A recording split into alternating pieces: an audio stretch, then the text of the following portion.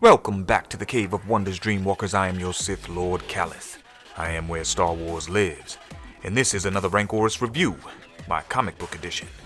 So if you're new here to the channel, I need you to subscribe, hit that like button, then turn on notifications so you can join the Dreamwalkers on our journey.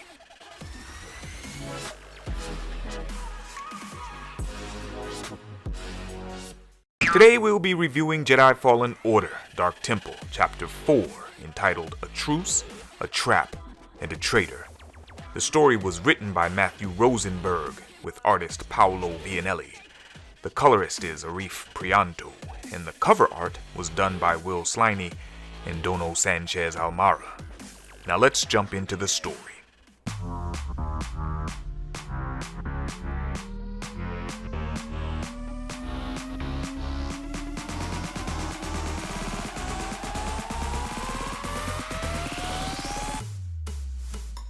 A Truce, a Trap, and a Traitor begins on Ontatho with Trilla, the second sister, and her squad of purge troopers investigating the Falari Temple. They find In-3lo, the protocol droid, and he utters a cryptic message before the scene takes us to the past, years earlier with Jedi Eno Cordova and his Padawan, Seer Junda, still on Ontatho.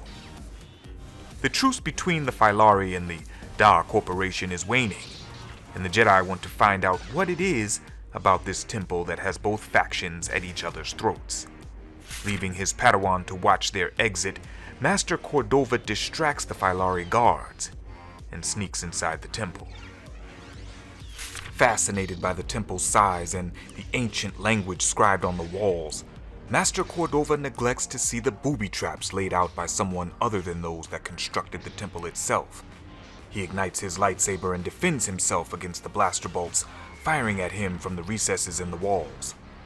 The commotion alerts Seer Junda, and she cautiously makes her way inside the temple. Using the shadows as cover, she overhears a group of soldiers from the Da Corporation who are plotting to destroy Master Cordova. Seer engages the soldiers, and the uproar activates the temple's true defenses, a hulking guardian with both melee abilities and a powerful plasma blast that it fires from a cell in its chest. Seer and the soldiers team up, but the Guardian is too powerful. They are forced to retreat. Foolishly, one of the guards goes rogue and tries to use a gas grenade to defend himself from the Guardian and from Seer. Trapped behind a door, both succumb to the gas until Master Cordova arrives to free them. The guard perishes, but not before using his comlink to call the Da Corporation and blame the Jedi for everything. Expecting another confrontation, Cordova sends Seer out of the temple to intercept the Da soldiers while he continues his research inside the temple. Seer rushes to gather the Falari, and by the time she returns, Da has arrived with an army, and the battle begins. The Da army overwhelms the Falari, but Norali has a plan. She asks Seer to draw their fire while she escapes into the temple. There she finds Master Cordova, planning to finish up his research and then join the fray. But to his surprise, Norali stuns Master Cordova, and that's where this story ends.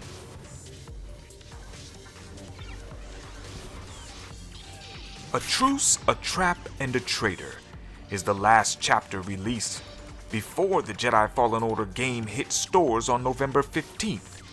I admit, it was cool to see how the comic and the game intersected, and having read every issue leading up to the release of the game, I was much more invested in the story. There appears to be more than meets the eye with this temple, and the fact that Norali would betray the Jedi is intriguing.